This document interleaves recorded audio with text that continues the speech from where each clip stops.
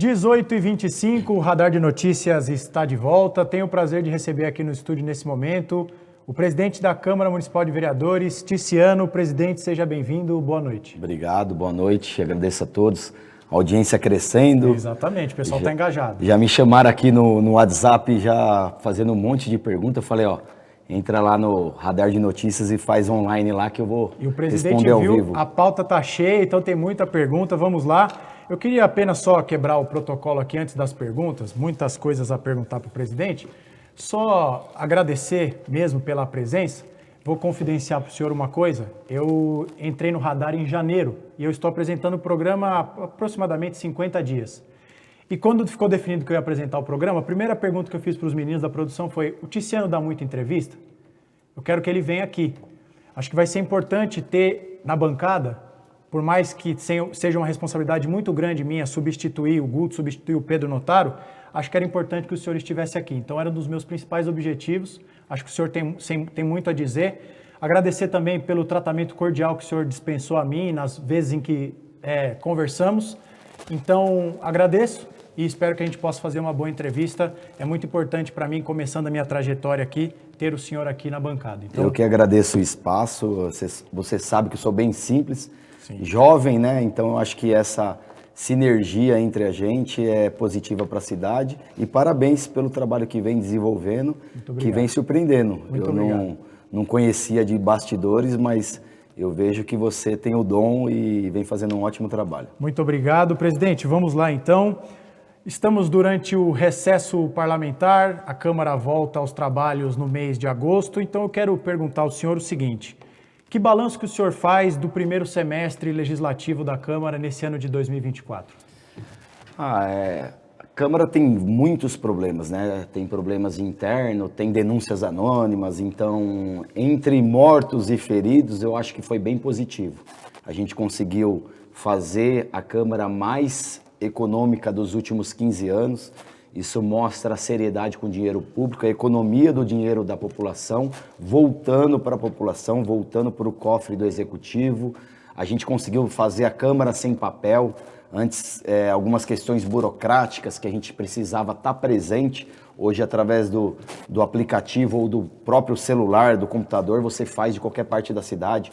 Um vereador que queira assinar um parecer, que queira protocolar um documento, hoje é tudo de forma transparente e online, e isso mostra transparência para a população, que é o que a gente mais precisa aí no serviço público em geral. Do ponto de vista das matérias que foram aprovadas, é claro que a gente vai destrinchá-las em breve aqui na nossa conversa. Qual o saldo que o senhor faz? Alguns projetos polêmicos, outros consensuais que passam sem muito sofrimento, digamos assim. Do ponto de vista da atividade legislativa, das matérias, o senhor acha que foram boas matérias aprovadas? O ano passado foi a Câmara, uma das câmaras mais produtivas que teve, né? É claro que tem alguns projetos que são simples, uma casa política, então algumas ações lá são políticas, e isso quer dizer que tem projetos também que são apenas datas comemorativas, como eu mesmo fiz um, que é o Dia do Nordestino, mas tem muita coisa produtiva lá. O próprio Catatreco hoje, que atende a cidade inteira, projeto aprovado na Câmara Municipal, projeto que eu fui feliz na apresentação, mas que a gente fez um projeto piloto no bairro onde eu moro, deu certo e o prefeito colocou para funcionar em toda a cidade. Tenho várias questões internas lá que dificultam um pouco a agilidade do processo, né, que tem que respeitar prazos, que tem que respeitar pareceres de comissões, então isso ainda engessa um pouco o serviço, mas eu vejo que é uma Câmara que tem trazido muito retorno para a cidade de Guarulhos. Estamos num ano de eleição, presidente, e a gente sabe que num ano de eleição, a atividade legislativa acaba sofrendo um pouco o impacto do calendário por conta da campanha. Os vereadores vão buscar sua reeleição, etc. e tal. O que a gente pode esperar da agenda da Câmara no segundo semestre? Como conciliar o bloco na rua, o pessoal fazendo campanha com os projetos importantes que precisam ser votados e aprovados aqui na cidade? Só tem uma maneira de não ter sessão. Os vereadores não irem, né? Mas isso vai ficar demonstrado para toda a população Câmara que hoje tem, através de aplicativo, né, através da própria TV Câmara e da imprensa, que a gente tem várias parcerias ali com a imprensa que vem divulgando. A gente fez uma campanha muito bacana na Câmara, que é só chegar. Então a população tem acesso a tudo, tem porta aberta, então isso não deve acontecer. A Câmara, apesar de ser um período eleitoral, a gente pensa em ter boas pautas ali para o diálogo, né, e para a conversa em geral com os vereadores, para trazer o melhor para a cidade e principalmente fazer valer a pena o que é gasto na Câmara Municipal. O senhor falou que a única forma de não ter sessão é os vereadores não estarem presentes, então vamos à primeira pergunta polêmica da nossa entrevista. Sobretudo no primeiro trimestre desse semestre legislativo, algumas sessões foram derrubadas por falta de quórum. Nós sempre acompanhamos, o senhor abriu os trabalhos, pediu o registro de presença, passava às vezes alguns segundos, a sessão caía. A informação que a gente tinha à época, apurada por mim, pelo Guto, era de que, pelo menos no começo, era uma espécie de recado que alguns vereadores queriam passar em nome de uma suposta insatisfação com a escolha do candidato a prefeito apoiado pelo atual prefeito Guti. Antes de perguntar sobre a relação dos vereadores com o Jorge Wilson, o senhor, na condição de presidente da Câmara, como que isso ocorre? Quando os vereadores decidem não ir, o senhor é avisado previamente? Como que o senhor age para tentar contornar essa situação, porque pensando que do outro lado pode ter uma ala da Câmara que quer dar presença, quer dar quórum para votar projetos importantes? Como o senhor concilia isso para não desagradar muitos vereadores, mas também para não se indispor com outros? Na verdade, os vereadores ali queriam um sinal do governo, né? A maior base do prefeito ali na Câmara é em torno de 25 vereadores ali que que defendem o governo no dia a dia, e eles queriam naquele momento um sinal do governo de quem seria o possível candidato. Vários grupos políticos se movimentavam na cidade e isso atrapalhava o dia a dia, né? O dia a dia para dar andamento nos trabalhos. Agora, essa questão dos vereadores esvaziar a sessão ou estar presente são questões legais, regimentais. Então, os vereadores usam desse artifício, muitas vezes até estão presentes na casa, como vocês mesmos veem, mas na hora esvaziam ali para que a sessão não avance. É uma questão técnica, regimental, que eles usam para mandar mesmo um recado, às vezes para o executivo ou até para a oposição, mostrando que a maior força ali é da base do governo. Vai ter sessão se a gente quiser. Sim. A gente está aqui, mas hoje a gente não acha que é necessário. Só que por vezes também tivemos sessões até mais tarde, tivemos sessões de sábado, nunca visto na história da Câmara. Verdade. Então a Câmara, quando tem que produzir, ela reconhece que é necessário atender os anseios da cidade. Quando o senhor fala sinal, era para acelerar a escolha do nome ou era uma insatisfação com um nome que, embora à época ainda não oficializado, todos já sabiam qual era? Tinha as duas questões, mas a maior parte era acelerar, né, a escolha do indicado do governo Guti. Porque todos os vereadores ali, por serem entes políticos na cidade, eles são procurados diariamente por grupos políticos diversos na cidade. E ali o medo de cometer um erro, de dar a palavra para quem não será candidato, ou de dar a palavra até mesmo para alguém que vai desistir, né, no meio do caminho, como muitos estão fazendo agora. Então eles precisavam de um sinal do governo mostrando quem que seria mesmo ali o indicado da sucessão do governo, porque o governo, a gente vê que vem dando certo. Acabou com o rodízio de água, o imposto não aumentou na cidade. Então esses vereadores que fizeram acontecer nesse governo, economizando dinheiro público, eles queriam essa antecipação da indicação. 18h34, agradecer a todos pela audiência. A nossa entrevista está apenas começando e cerca de 120 pessoas nos acompanham só pelas redes sociais. Então obrigado pela audiência. Compartilhe essa entrevista, deixe o seu like, prestigie a presença do presidente da Câmara aqui conosco. Presidente, o senhor era cotado como um possível candidato a prefeito. O nome do senhor até aparecia em algumas pesquisas. E é engraçado, eu sempre digo, né, que para preparar a pauta do programa, a gente recorre a várias frentes. E eu fui ao Instagram do senhor, uma bela produção, inclusive, diga-se de passagem, audiovisual, e um dos vídeos em destaque no perfil do senhor, o senhor se apresenta como vereador que, abre aspas, trabalha ao lado do Guti nas grandes obras de Guarulhos. O senhor é um aliado fiel do prefeito Guti, mas o senhor não foi o escolhido para representar o grupo governista na eleição.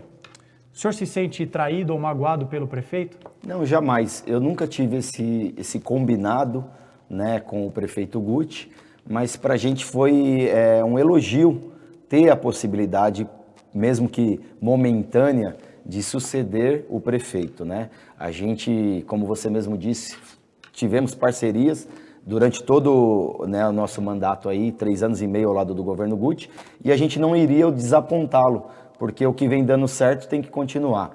Para mim, um vereador de primeiro mandato, presidente da Câmara, ser lembrado em pesquisas foi muita surpresa. Acho que a primeira pesquisa bateu ali em torno de 7,5%, 8,5%, com uma margem de erro aí de 2, 3 pontos. E a gente vê possíveis candidatos aí que estão há 2, 3 anos em pré-campanha e não passam do 3, do 4. Então, a gente viu que o nome tinha aceitação, não tinha rejeição.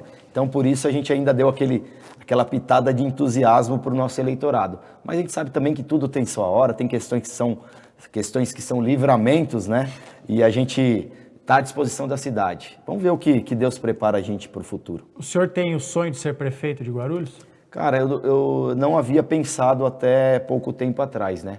Mas a gente vê tanta dificuldade de ter bons nomes para a Prefeitura de Guarulhos que hoje eu penso sim, né? Até confidenciando aqui a todos vocês, a todos que nos assistem, eu não me preparei para ser candidato a prefeito. Eu, em hipótese alguma, pensei, né, em montar grupo para ser candidato a prefeito, mas houve a possibilidade, houve a conquista ali das pessoas que estavam ao nosso redor, falando, você é um bom nome, você não tem rejeição, e isso deu um motivo a mais para a gente continuar o nosso trabalho e ver que está no caminho certo.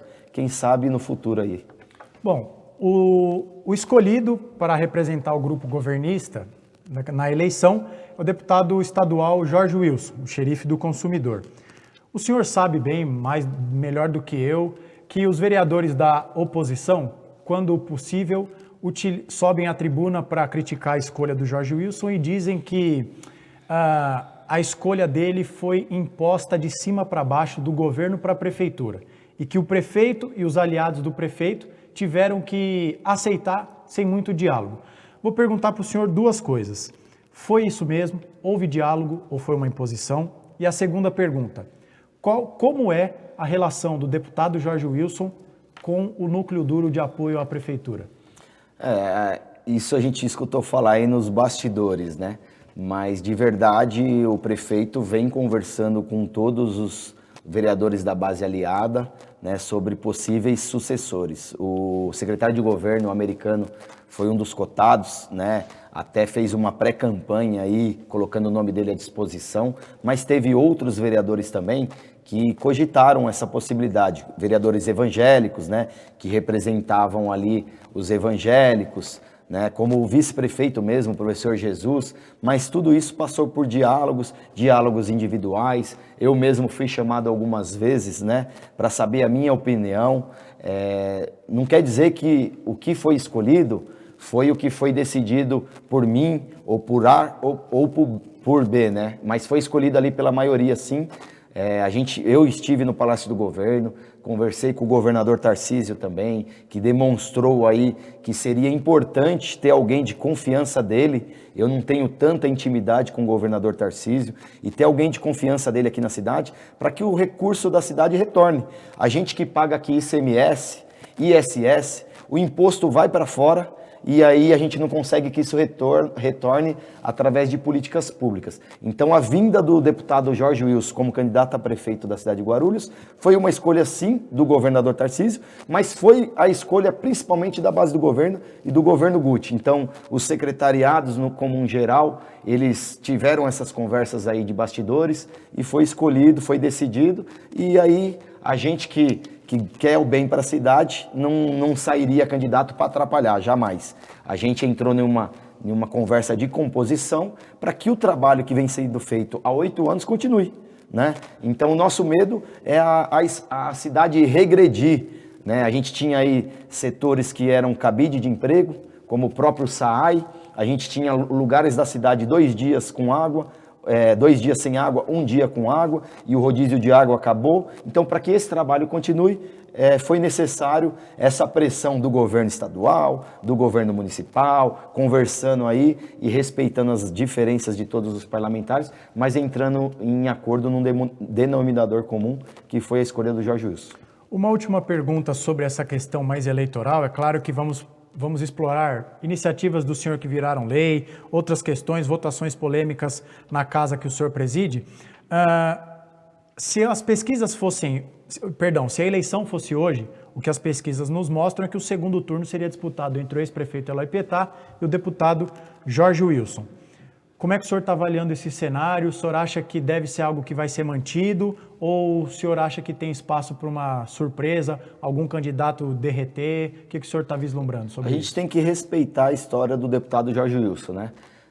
Se eu não me engano, 3 vezes deputado estadual, muito bem votado, né? Avaliado aí bem pela população, xerife do consumidor, em defesa das pessoas que mais precisam. Então eu acho sim que ele é um bom nome e que estará no segundo turno. É claro que a força da máquina pública acaba ajudando isso. Então todo o trabalho que foi feito ali pelo governo Guti, ele vai absorver isso e isso vai levá-lo ao segundo turno. O Eloy, né, tem história boa na cidade no passado aí, no seu primeiro e segundo mandato, mas não fez uma boa sucessão. E aí o PT, naquela época, não conseguiu manter o padrão que foi visto no início. A gente reconhece também que no início do governo Eloy tinha dinheiro em caixa, porque vinha de outra gestão de um outro ex-prefeito, e aí foi possível fazer, mas deixaram muitas dívidas, né? E sucatearam diversos setores da cidade. Então o prefeito Guti pegou a cidade com 3 orçamentos de dívida, né? Então, para a gente limpar o nome da cidade, foi 2 ou 3 anos, a gente não conseguia receber recurso federal e recurso estadual por causa da CND, que o nome da cidade foi deixado sujo. Então, só depois disso que foi possível mostrar o trabalho do prefeito Guti. Então, eu acho que o Jorge Wilson pode sair vitorioso dessa no segundo turno, dessa disputa no segundo turno. Presidente, o senhor recentemente, na janela partidária, trocou de partido, deixou o Cidadania e foi para o PSD.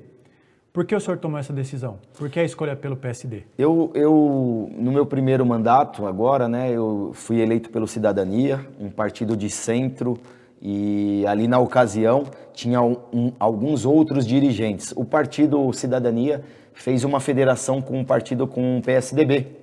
E aí o PSDB começou a ter gestão no nosso partido. Um partido que tinha tudo para prosperar, mas aí começou aquela briga de egos entre a diretoria do Cidadania, a nível nacional, a nível estadual, e o PSDB começou a ter gerência no Cidadania e dificultou a nossa parceria ali partidária a nível estadual, a nível federal, para trazer recursos para a cidade. Então eu optei para ir para um partido de ponta, né? Um partido forte, um partido que vem crescendo. Se eu não me engano, é o partido que mais tem prefeitos eleitos no estado de São Paulo, e essa foi a escolha do meu grupo político, né? O partido atual do prefeito Guti, e aí, com a possibilidade ainda de tentar presidir a Câmara novamente, foi o que a gente pensou ali para ter uma bancada grande, uma bancada unida, para que no próximo mandato, se a gente vir ser reeleito, que a gente consiga prosperar ainda mais com o nosso mandato. No PSD, presidente, estão os chamados campeões de voto. Os vereadores mais votados, o senhor está entre eles, e a informação que a gente tem é que os vereadores estariam de cabelo em pé, porque é muita gente com muito voto para talvez poucas vagas. Como que está esse bastidor aí do PSD? Não sei o que o senhor pode deixar público, mas como que está essa questão? Muito vereador com muito voto, uma eleição difícil. O próprio Rabi aqui já disse que, se eu não me engano, o PSD faz 4 vereadores, mas atualmente a bancada tem 6. Alguém vai ficar de fora. Como que está essa disputa interna no PSD?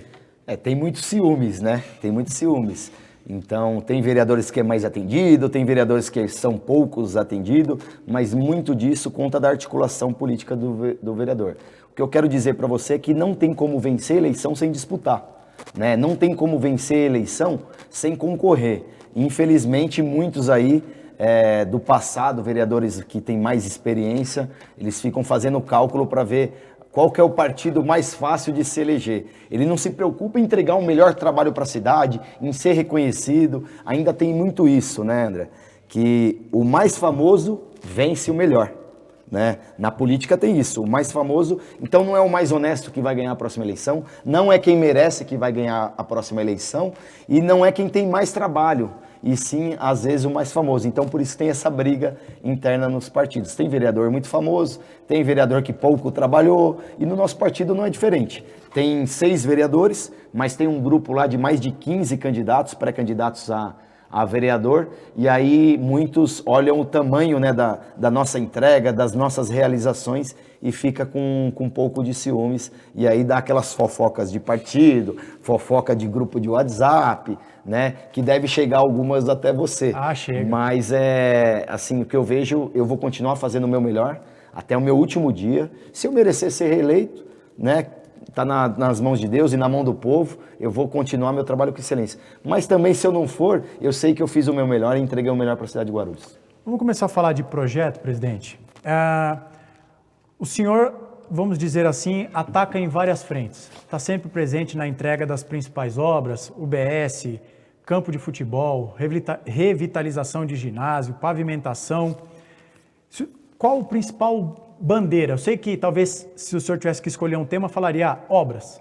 Mas de todas essas vertentes, qual a principal bandeira que o senhor acredita que é do seu mandato? Então, minha campanha, né, minha pré-campanha é pautada em diversos assuntos, como você mesmo disse, porque são os anseios da população. E a gente procura atender de fato a população. Mas o que a gente milita bastante, qual que é a nossa luta principal é a saúde. A gente sabe que da pandemia para cá, muitas famílias deixaram de pagar seus convênios e foi para a saúde pública. E aí a saúde pública teve esse boom, mas há pouco tempo o governador Tarcísio esteve em Guarulhos, anunciou 53 milhões de investimento, mas eu fiz minha lição de casa. Então, se você pegar a história da Câmara Municipal, né, quanto que foi economizado de recurso que foi para a saúde pública no passado, quanto que foi agora? Então a gente conseguiu fazer a melhor economia dos últimos 15 anos e parte dessa economia foi sim para a saúde. Você vê que o JJM recebeu 5 milhões e meio, o Estela Maris 4 milhões e meio, há poucos dias atrás eu inaugurei um posto de saúde no Paravente, conseguimos recurso lá para a UBS na região do Bom Sucesso, lá no Água Azul, que também em poucos meses vai ser entregue. Então a nossa bandeira mesmo é a saúde, mas infelizmente a gente sabe dos problemas da saúde e acaba não sabendo das realizações. Se a gente analisar friamente, a gente não tem um canal de televisão aberto. Então a Rede Globo vem na cidade de Guarulhos quando morre alguém no HMU, quando morre alguém no Hospital Pimentas, né? E aí lá, negligência médica, erro médico, e aí ali é julgado os hospitais. Mas quantas vidas são salvas nos nossos hospitais diariamente?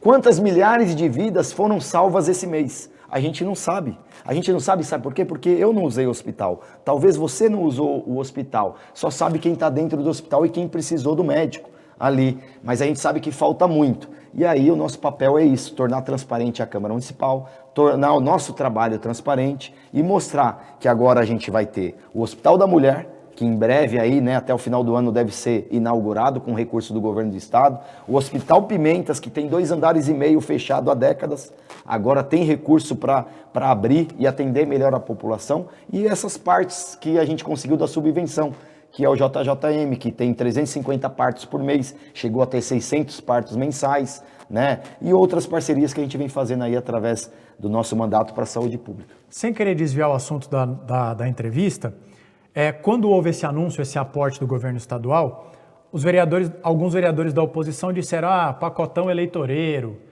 negligenciaram Guarulhos por 4 anos e agora que está em época de eleição vem o aporte. Como é que o senhor responde esse tipo de provocação a quem diz que é um pacotão eleitoreiro que veio nos acréscimos do segundo tempo? Essa fala faz parte da oposição, né? Agora, se a gente analisar, a gente teve um governo de 16 anos aqui à frente da prefeitura. E a saúde foi excelência? Nós tínhamos um governo do estado do PSDB.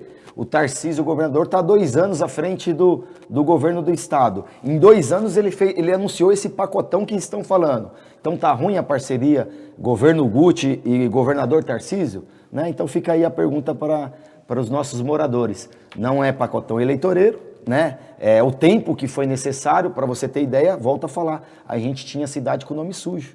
Então teve deputado na cidade que mandava emenda e não chegava, porque a cidade não poderia receber recursos estaduais. E agora sim, com bom trabalho dessa atual gestão e sem aumentar o IPTU, vem melhorando muito a questão da saúde pública na cidade. Presidente, é de autoria do senhor a lei que permite que as crianças com o transtorno do espectro autista tenham acesso e permaneçam nos locais aqui do município de Guarulhos com seus utensílios pessoais e alguns alimentos. Queria que o senhor falasse sobre a importância dessa iniciativa, por favor.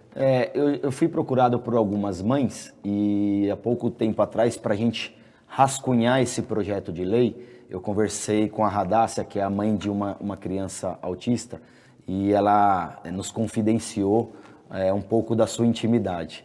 E um dia ela foi em um aniversário em um restaurante da cidade e chegou lá com o filho dela, portador da síndrome, né, de autista, e ali ele com a bacinha, com a Tupperware dele, com o alimento dele, né, a Tupperware azul, ele teve que deixar o restaurante. Então a mãe não conseguiu nem cantar o parabéns do amigo dela, porque ele não poderia se alimentar, né, daquela particularidade dele ali naquele momento. E ele também leva alguns brinquedos, e a gente viu, mas não pode ser uma criança, né, ser proibida de entrar dentro de um restaurante, né, com uma bacinha com a Tupperware. O que isso significa financeiramente para o restaurante?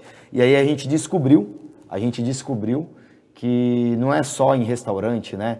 Às vezes escola, a criança não pode levar o seu brinquedo predileto, né? Em outras empresas na cidade, e a gente conseguiu pôr isso aí no papel e aprovar por unanimidade. Tem vereadores lá que defendem a causa autista, né, na Câmara, e fomos felizes. Foi reconhecido, o prefeito chamou a gente, sancionou, e hoje é uma lei que é exemplo para a cidade, que mostra a participação popular na Câmara Municipal. Graças a Deus os meus filhos não têm, né, essa dificuldade, mas a gente sabe que essa interação com a população é o que faz a diferença para a transparência. Uma excelente lei, parabenizo o senhor pela iniciativa. Quero falar também sobre a regulamentação dos ecopontos. Primeiro, eu queria também que o senhor, na resposta, explicasse o que é. Eu sei que é uma das coisas que o senhor atua também. Tem uma meta de 40 ecopontos, se eu não estiver equivocado. Queria que o senhor falasse do porquê teve essa ideia de regulamentar os ecopontos, qual a importância, e explicar para quem eventualmente não sabe o que é um ecoponto. A gente vê na cidade aí, a gente reclama muito da zeladoria, né? E aí eu trabalhei na Secretaria de Serviços Públicos, trabalhei lá com o secretário Rodney, e lá a gente viu o quanto é difícil conseguir educar a cidade nas questões de zeladoria. Então a gente tinha pontos viciados na cidade de descarte irregular de entulho, de imóveis velhos, e alguns pontos da cidade a gente conseguia fazer a coleta legal, funcionava.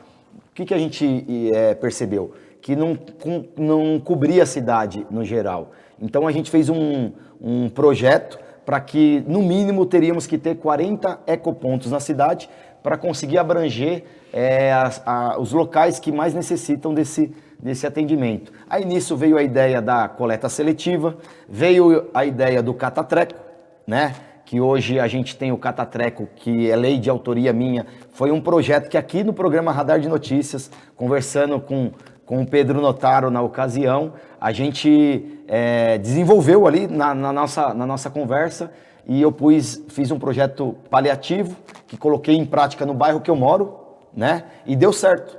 E aí eu fui direto no prefeito com todo o desenho, com todo o esboço do projeto do catatreco, e conseguimos colocar no contrato de coleta da cidade. E hoje está lá no site da prefeitura. A gente vê alguns políticos que passam nos bairros, eu pedi o catatreco no meu bairro, mas pediu nada.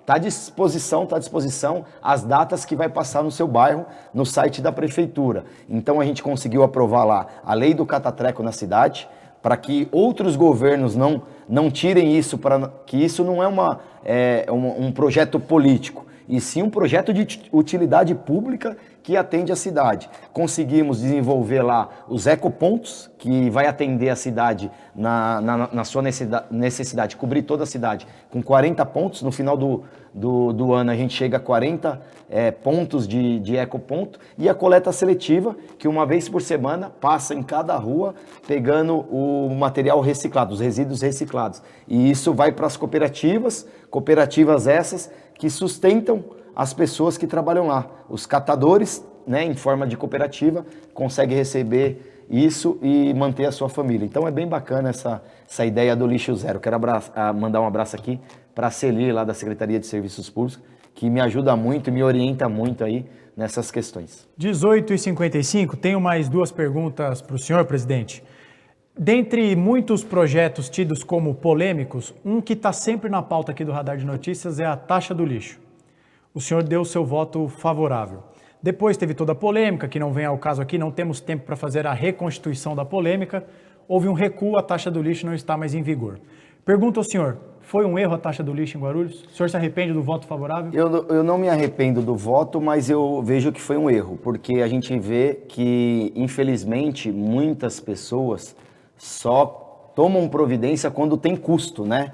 Então isso acontece na questão do trânsito. Quando a gente fala assim de multas de trânsito, é para arrecadar, é para isso, é para aquilo. Então a gente vê que em alguns pontos da cidade as pessoas só respeitam o trânsito, a velocidade do local, em frente de escola, quando tem ali um radar, né? Que a pessoa é atingida no bolso. Mas a gente vê que a coleta da cidade, se ela ficar um dia sem passar, a pessoa faz greve, faz, né, manifestação, porque a gente sabe que o lixo é um problema da humanidade, não é só de Guarulhos, não é só de São Paulo, não é só do Brasil. Então era uma forma das pessoas fazer o quê? Reciclar o seu lixo, né? Fazer a separação corretamente e tal, mas isso foi uma imposição do governo federal, que os municípios teriam um prazo estipulado para que aquilo não fosse subsidiado com o dinheiro do governo federal. Então o que o governo federal ele fez? Ele falou, eu estou mandando dinheiro para a cidade e vocês estão